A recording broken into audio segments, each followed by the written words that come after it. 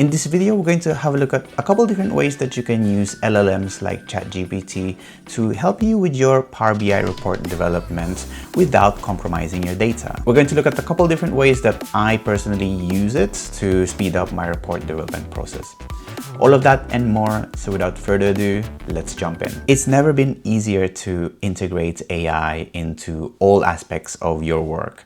If you work with a lot of Microsoft products, you will notice the hard push with Copilot on every aspect of various apps in the Microsoft ecosystem. And even recently, I covered the Power BI MCP, which lets you connect Copilot to your semantic models directly to help you do things like write DAX, documentation, or even do some data analysis for you. This, however, becomes a massive security risk, especially if you work with confidential data. Since your data needs to be processed in data centers that are either not in your region or just generally in Azure Cloud, which you sometimes don't want it to be. That doesn't mean though that you cannot use AI or LLMs to help speed up your report development process. And in this video, I'm going to show you some of the more safer ways that you can use AI without really exposing any of your data into the cloud. The most regular way that I use AI is for it to generate realistic data sets that I can work with. One of the biggest hurdles when it comes to learning Power BI, and I experienced this when I was first starting out, is being able to work with realistic data sets that I can manipulate and use for my dashboards. If you're a long-time subscriber of this channel, you'll know that I used Mockaroo a lot, which allows you to kind of generate tables of data quite easily. I also reference sites like Kaggle, which provides kind of user-curated data sets that you can work with and play around with as a means of a base for your dashboards. With the rise of AI and LLMs though, my workflow has slightly changed because I can now create tailored data sets that I can work with exactly to what I want. For example, in one of my recent videos, the recruitment metrics one, I needed a simple data set for recruitment. So I simply just asked ChatGPT. I asked it to create me a requisitions table and an applications table with the specific columns that I need for my demo. You can be as detailed as you want with this prompt, and this is actually how I typically use it because I know the structure of the data that I need.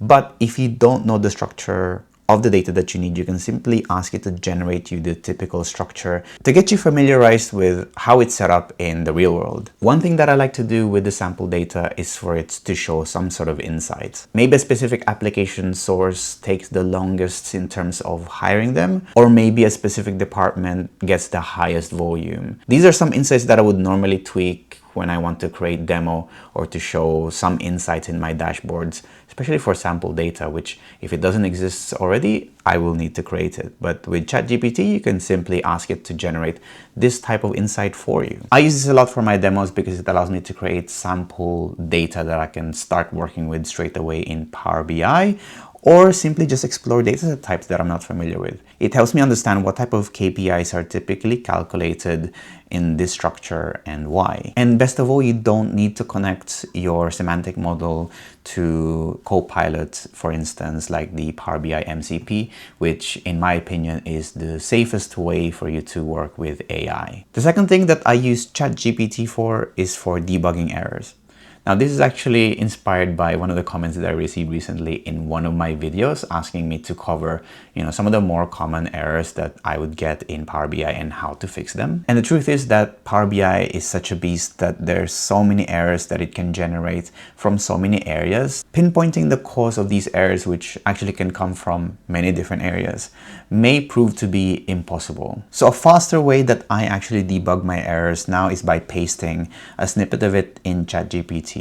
Just give it some context on what I'm trying to do, and it gives me some potential causes of this and how to fix it. And the results are surprisingly good. Most of the time, I find the issues and how to fix them faster than having to Google it and search for the potential solutions from places like the forum posts or documentations. What I do is I simply ask ChatGPT for potential causes and potential solutions, scan these myself and implement them. And I think this is the best way to use AI because it actually forces you to understand the problem and then implement it yourself, as opposed to letting the AI do all of the work for you. The next thing that I use ChatGPT for is for creating SVG images. SVGs are basically images created from code, and Power BI allows you to use them to create your own custom visuals and tie them to your data. And I have a lot of videos about SVGs, how to create them and how you tie them to your data, donut charts, bar charts,